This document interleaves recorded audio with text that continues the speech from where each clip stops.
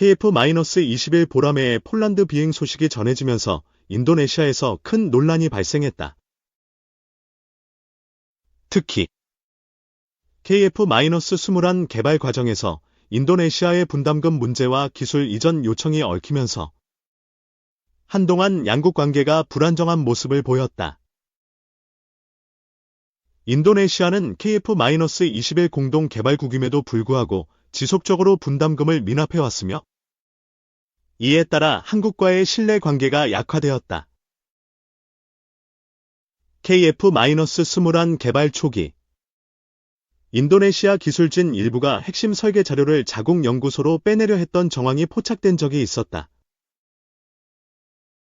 이 사건으로 인해 한국은 기술 보호 체계를 더욱 강화했고 인도네시아 연구진의 자료 접근 방식이 제한되었다. 그러나 이 일이 있은 직후 인도네시아는 오히려 기술 이전 범위를 확대해달라고 요구했다. 개발비를 제대로 내지도 않으면서 기술만 가져가려는 태도에 한국 측의 반발이 커질 수밖에 없었다. 이후 인도네시아는 KF-21 개발에서 발을 빼려는 듯한 모습을 보였고 러시아의 수호이 -35 전투기를 도입하려는 움직임을 보였다. 실제로 인도네시아는 러시아와 11억 4천만 달러 규모의 수호이 -35 전투기 도입 계약을 진행 중이었으나 여러 요인으로 인해 계약이 무산되었다. 코로나19 팬데믹으로 인해 방위 예산이 축소되었고 미국의 제재 가능성을 고려한 인도네시아는 러시아 전투기 도입을 보류하게 되었다. 결국 인도네시아는 프랑스의 라팔 전투기 도입을 결정하고 KF-21과 함께 공군 전력을 구축하려는 계획을 세웠다. 그러나 라팔 도입이 공식적으로 확정된 이후에도 인도네시아는 KF-21에 대한 관심을 완전히 놓지 못했다. 특히 KF-21이 안정적인 비행 테스트를 진행하면서 실전 운용 가능성이 높아지자 인도네시아는 다시금 공동개발국으로서의 입지를 되찾으려 했다. 이 과정에서 인도네시아는 체납했던 분담금을 점진적으로 납부하기로 하면서 KF-21 사업에 계속 참여하겠다는 입장을 밝혔다. 한국도 인도네시아와의 협력을 완전히 포기하지 않고 동남아시아 시장에서 KF-21을 성공적으로 수출하기 위한 전략적 파트너로 활용하려는 계획을 유지하고 있다. 현재 KF-21은 1000회 이상의 시험 비행을 진행하며 기술적 안정성을 입증하고 있다. 또한 공대공 및 공대지 무장 통합, 블록 업그레이드를 통해 스텔스 전투기로 발전할 가능성이 열려 있다. 이 때문에 인도네시아뿐만 아니라 필리핀, 말레이시아, 페루 등 여러 국가에서 KF-21에 대한 관심을 보이고 있다. 하지만 과거 기술 유출 시도 및 분담금 미납 문제가 해결되지 않은 만큼 인도네시아와의 협력에는 여전히 신중한 접근이 필요하다. 한국은 인도네시아를 KF-21 사업에서 완전히 배제하는 방안도 검토했지만 국제방산 시장에서의 입지를 고려해 협력을 유지하는 방향을 선택했다. 인도네시아도 KF-21 개발을 통해 항공산업 발전과 기술 이전의 기회를 얻을 수 있는 만큼 적극적인 협력 태도를 보여야 한다는 목소리가 높아지고 있다. KF-21의 성공적인 개발과 양산이 이루어진다면 인도네시아는 라팔과 KF-21을 병행 운용하며 공군 현대화를 추진할 가능성이 크다. 특히 서방 전투기 중심의 전력 구성을 통해 러시아 의존도를 줄이고 보다 안정적인 군사, 협력 관계를 구축할 수 있을 것으로 예상된다. 결국 남은 과제는 KF-21 양산 계약 체결과 인도네시아의 분담금 완납 여부다. 인도네시아가 KF-21 사업에서 확실한 재정적 책임을 다한다면 한국과의 협력 관계도 더욱 공고해질 수 있을 것이다. 한국은 KF-21을 통해 동남아 시장을 적극적으로 공략할 계획이며 이를 위한 전략적 파트너로 인도네시아를 활용할 가능성이 크다. 반면 인도네시아가 분담금 문제를 해결하지 못하고 갈팡질팡하는 모습을 보인다면 한국은 다른 국가들과의 협력을 고려할 수도 있다. KF-21은 한국 방위산업의 핵심 프로젝트이며 성공적인 개발과 수출이 이루어진다면 대한민국의 전투기 시장 경쟁력을 한층 높이는 계기가 될 것이다. 앞으로 KF-21이 국제시장에서 어떤 성과를 거둘지 귀추가 주목된다. 한국과 인도네시아가 한국형 전투기 KF-21, 인니명 IF-X, 보람의 사업 공동개발 사업 지속을 위해 묘수 찾기에 골몰하고 있다. 차세대 전투기를 국제 공동 연구개발하기로 한 양국은 탐색 개발을 성공적으로 마친 데 이어 시험 비행을 비롯한 체계 개발을 진행 중이다. 그런데 인니 측이 재정난을 이유로 애초 1조 6천억 원의 분담금을 6천억 원으로 줄이면서 기술 이전 범위 등 기본합에서 개정을 위한 협의가 필요한 상황이다. 여기에 작년 1월 한국항공우주산업에 파견된 인니 기술진들의 KF-21 자료 유출 사건이 불거지면서 난제에 난제가 겹친 형국이 돼버렸다. 이런 가운데 인니 하원의원들이 대거 한국을 찾아 주목된다. 데이브 락소노 제1분과위원회 부위원장을 비롯한 분과위 소속의 인니 하원의원 10명과 젤다 울란 카르티카 주한 인도네시아 대사들이는 18일 국회에서 김석기 외교통일위원장을 비롯한 외통위원들과 면담을 가졌다. 인니 하원 제1분과위는 외교와 국방 분야를 담당하며 삼선 의원인 락소노 의원은 아국 락소노 전 하원의장의 아들로 있니 정계의 유력 인사다. 이 자리에서는 한인니 관계와 양국 의회 간 교류 협력 발전 방안, 특히 KF-21 사업과 관련해 중점 논의했다고 한다.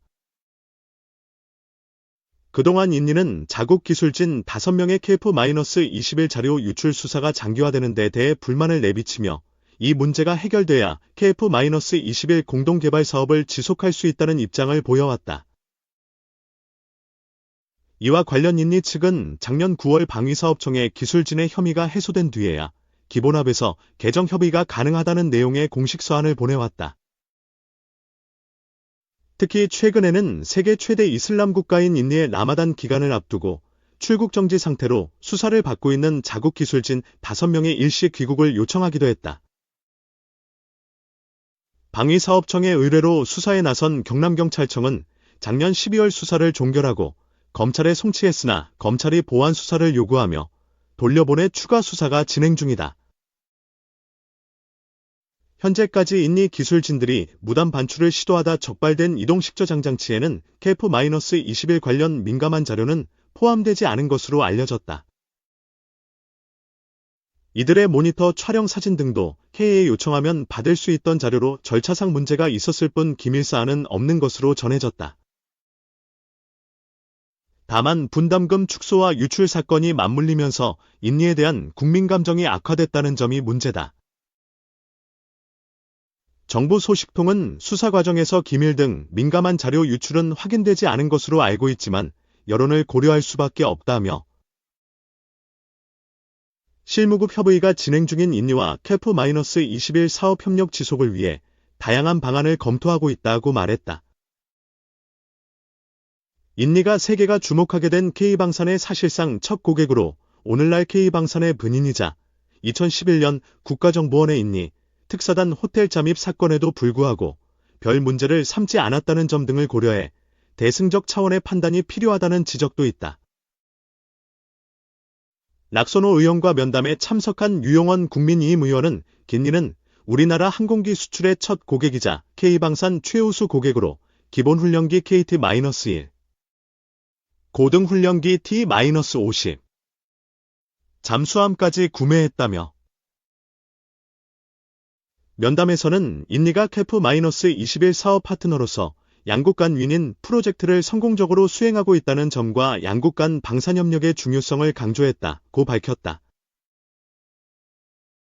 유 의원은 이어 민니 기술자 보안 사고에 대해서는 한국 정부와 국회에서도 해결하기 위해 최대한 노력하고 있으니 인니 측에서도 믿고 적극 노력해달라고 당부했다고 덧붙였다. 방사청 1,504억 원 들여 현존전력 성능 극대화 사업 18건 추진.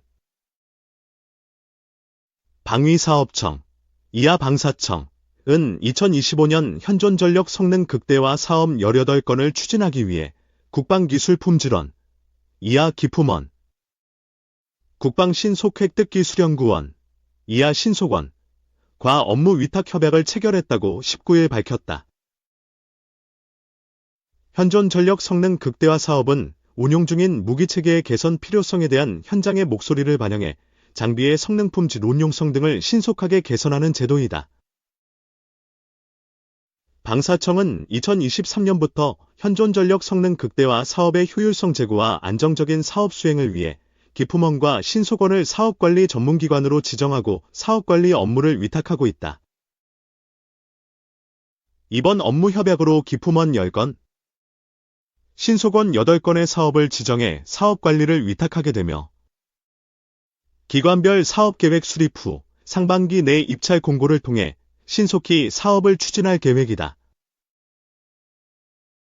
올해 추진되는 사업은 육군 K2 전차 조종수 열상 잠만경 전투 효율성 개선, 해군 호위함, FX, 헬기 이송장치 성능 개선,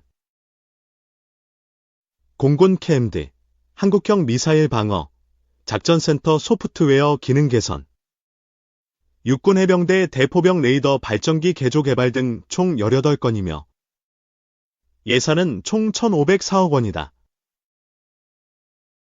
석종건 방사청장은 기본 업무협약 체결을 통해 군의 요구사항을 빠르게 개선할 것이라면서 방사청은 이번 위탁 대상 사업의 원활한 추진을 위해 모든 지원을 쏟을 것이라고 밝혔다. 3. K방산 첫 외국인 쇼 글로벌 시장 강화 위해 현지 기업과 협력해야. 한화에어로스페이스가 K방산 역사상 처음으로 영입한 외국인 쇼가 한국 방위산업의 글로벌 경쟁력 강화를 위해 현지 기업과 협력이 중요하다고 강조했다. 마이클 쿨터 한화에어로스페이스 해외 사업 총괄 담당 대표이사 사장 내정자는 19일 아랍에미리트 아부다비에서 열린 중동 최대 방산 전시회 아이덱스 2025분에서 진행한 조선일보와의 인터뷰에서 이같이 말했다. 쿨터 내정자는 다음 달 주주총회 통과 절차를 앞두고 있다. 그는 한국의 방위산업은 빠른 생산 능력과 가격 경쟁력의 기술력과 해외 네트워크까지 더해져 세계 방산 업계에서 독특한 지위에 올랐다며 글로벌 시장에서 한 단계 더 나아가려면 현지 기업과의 협업이 중요하다고 밝혔다. 쿨터 내정자는 K방산이 글로벌 시장에서 주목받고 있는 만큼 삼성, 현대차그룹처럼 현지 생산 거점을 확보하고 직접 해외 시장을 공략하는 역량을 길러야 한다고 말했다. 그는 진정한 의미의 해외 진출을 위해서는 국내 생산 무기의 단순 수출을 넘어 현지에서의 공동개발, 생산, 판매로 이어지는 구조가 필요하다고 설명했다.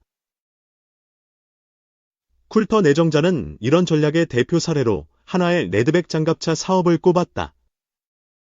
한화는 2023년 호주군의 3조 2천억 원 규모 장갑차 교체 사업을 수주했다.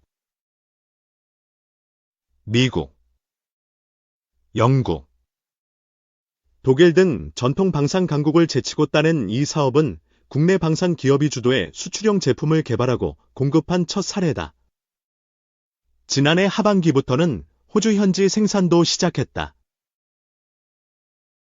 쿨터 내정자는 글로벌 시장에서의 견제 증가에 대응하기 위해 동맹국 방산 기업과의 협력 확대를 강조했다.